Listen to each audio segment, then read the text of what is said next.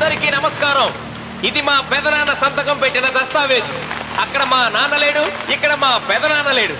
కానీ మా పెదనాన్న మా నాన్న దగ్గర 50 లక్షల డబ్బు 40 ఎకరాల పొలం తీసుకున్నాడు. ఏ లోకేశ్వరరావు చెప్పు. అవునండి, నేను సాక్షి సంతకం చేశాను. ఈ అప్పు ఎలా తీరుతుందో ఆ ధర్మాత్ముడి సేవ అక్కడి నుంచి తీసేలోపు చెప్తే బాగుంటుంది. భిక్షపతి మతుందా నీకు? ఇదేనా అడిగే సమయం? ఆయన తగలబడిపోతే ఆయనతో పాటు ఈ నిజం తగలబడిపోతుంది. మా అన్నయ్య ఆ ధర్మాత్ముడు రక్తం పంచుకుంటాడు. ఏమయ్యా లోకేశ్వరరావు, మా అన్నయ్యకి మిగిలిన ఆస్తి ఏమిటి? ఈ ఇల్లు తప్ప ఏమీ మిగలలేదండి. సరే, 40 ఎకరాల కింద ఈ ఇల్లు పెట్టుకుంటాను. మిగతా 50 లక్షలు ఎలా ఇస్తావన్నయ్యా? ఏంటో నువ్వు మాట్లాడేది? మా రావుని ఒట్టి చేతులతో నటురోడ్డు మీద నిలబెడతావా? సరే, డబ్బు వద్దు, పొలం వద్దు, ఒక్కటిస్తే చాలు. ఏంటది? అది సీత దగ్గరుంది.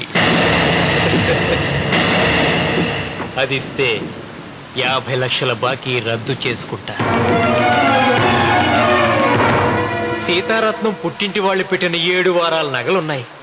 అవన్నీ నాకు ఇచ్చేస్తే నేను సరిపెట్టుకుంటాను.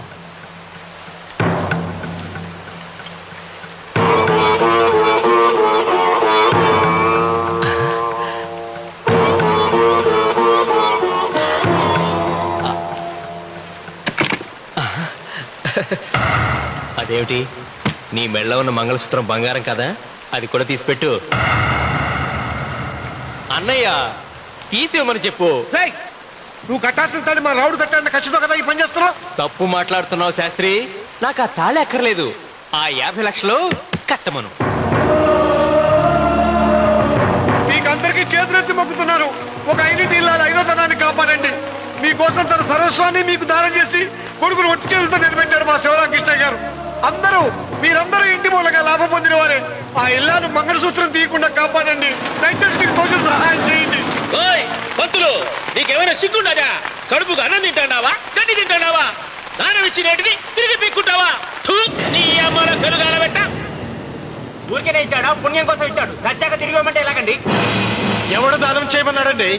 ఒళ్ళు కొవ్వెక్కి దానం చేశాడు. అన్నం పెట్టి తిన్నది కక్కమంటే ఎలాగండి? సోకు తమ్ముడిది సోకేవా అన్నగారు అనుభవించారన్నమాట. ఏమి నిలబడి చూస్తుంటారు సిగ్గు లేకుండా? ఈయనే ఉంటే మన కునేటి అని విక్కుంటారు, మనం బొచ్చ పట్టుకొని అడుగు తినాలి.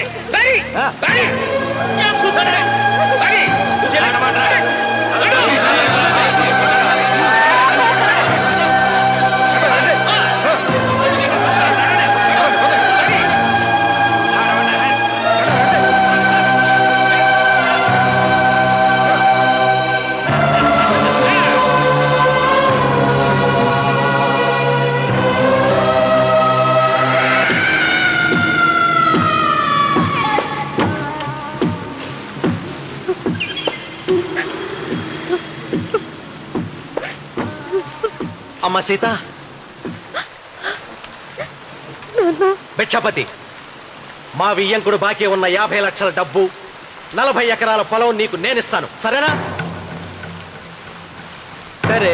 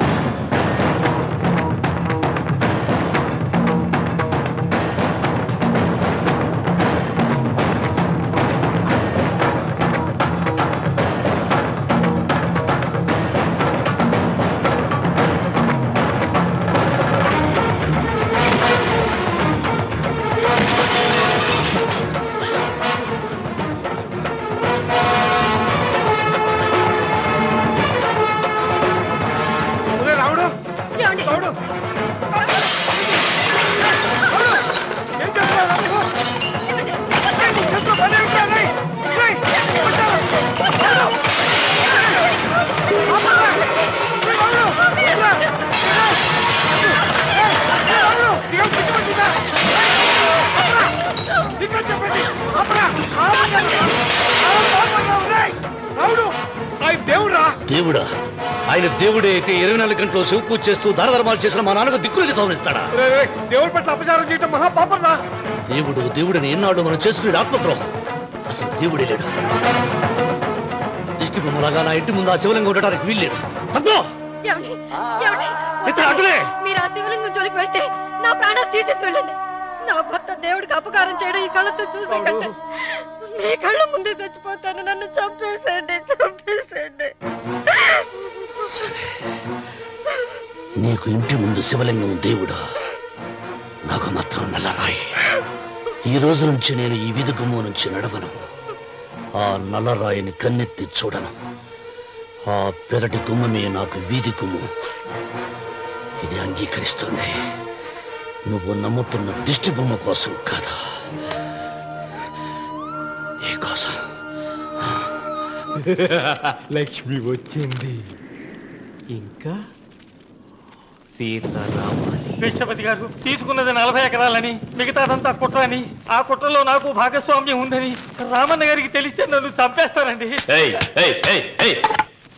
డబ్బు చూసేసరికి ఆశ పుట్టిందా? ఇదిగో ఈ సంగతి ఎవరికైనా చెప్పావో కోసేస్తా.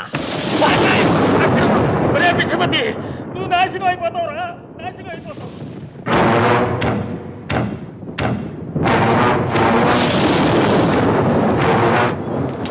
ఇంత రాత్రి పూట ఎక్కడికి వెళ్తావు నాయనా? నీకు తెలీదమ్మా, తెల్లారేలోగా ఊరు తెలియ పారిపోకపోతే ఆ భిక్షపతి మనల్ని చంపేస్తాడమ్మా. తొందరగా పద, తొందరగా పద. ఊరుదిలి పారిపోతున్నావా లోకేశ్వరరావు? అది నాకంతా తెలుసు. అయ్యా అయ్యా అయ్యా, మీకు ద్రోహం చేశాను, నన్ను క్షమించండి అయ్యా. నేను క్షమిస్తా. మరి భిక్షపతి వదలొద్దు. నీకు ఉపాయం చెబుతా. అన్వర్, నీ ప్రాణాలకు భిక్షపతి మూలంగా ప్రమాదం ఉందని నీ చేతులతో నువ్వే రాసు. నేను కాపాడతాను. దాన్ని జాగ్రత్తగా మడిచి నీ జేబులో పెట్టుకో. అర్థం కాలేదా? నీ ప్రాణాలు నా చేతుల్లో పెట్టావుగా. మీ అమ్మను జాగ్రత్తగా ఇంటికి తీసుకుని వెళ్ళు. వస్తాం బాబు. పద.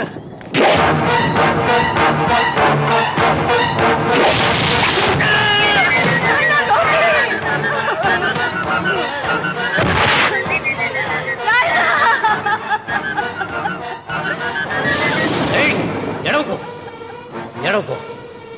కన్నీళ్లు పెట్టేంత గొప్ప చరిత్ర కలిగిన వాడు కాదే నీ కొడుకు. అన్నం పెట్టిన మా నాన్న చావు కారణమైన వాడు. నీ కొడుకును భిక్షపతి చంపాడని పోలీసులకు చెప్పాలి. అప్పుడే బ్రతికినంత కాలం నీకు నీ మనవరాలకి ప్రాణభిక్ష పెడతాను. లేకపోతే అన్వర్, అయ్యా, వీడి శవాన్ని తీసుకెళ్లి భిక్షపతి ఇంటి ముందు పడే. రావుడు, నువ్వు శ్రీరామచంద్రుడు లాంటి వాడిరా. ఇలాంటి హత్యలు చే. మా నాన్న పెట్టిన పేరు రామన్న, కానీ ఈ రోజు నుంచి నా పేరు రావణ. ఆయన మూలంగా దానాలు పొంది, భూదానాలు పొంది, అన్నదానాలు పొంది ఆయన కన్ను మూసిన రోజు కన్నీటి విట్కోలు చెప్పలేకపోయిన ప్రతి వాడి బ్రతుకు కన్నీటి పాలు చేస్తా. అవసరం సృష్టికి తల్లి, అనుభవం తెలివికి తండ్రి. ఇది నా తండ్రి చావు నాకు నేర్పిన గుణపాఠం. వెంకట,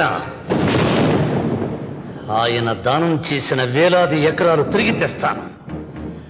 సూది మన మోపినంత నేల కూడా వదలను. అప్పటి వరకు మా నాన్న మొరతాడి నా మెడతాడు. ఏమిటిది? నన్ను ఎందుకు అరెస్ట్ చేస్తున్నారు? లోకేశ్వరను చంపినందుకు అరెస్ట్ చేస్తున్నాం. నేను అతను తప్పుడు పెట్టి అతని స్వహస్తాలతో రాసిన ఉత్తరం. దీనికి అతను తల్లే సాక్ష్యం.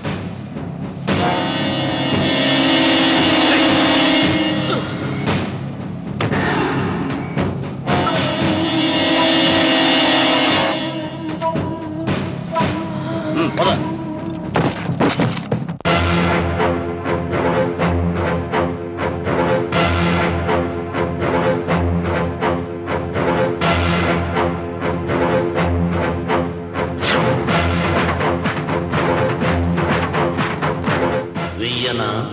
తిప్పాలా? కృతజ్ఞతే కనరాని జనాలపైన ఎందుకు రాజాలి? కృతజ్ఞతే కనరాని జనాలపైన ఎందుకు రాజాలి? పూజలే అంటే పిరికితనంతో చదివే మంత్రాల? దేవతలంటే ఎవరు చేసిన పూజలు గుర్తులేని రాళ్ళ? పాపం పుణ్యం ఇక నుండి పాదరక్షలుగా తొక్కేసై మంచి మమత మానవత్వమా చించవతలవారై అసాధ్యాలను సాధ్యం చేసే నువ్వే రాయల సీమకు రాజు. రామన్న రామన్న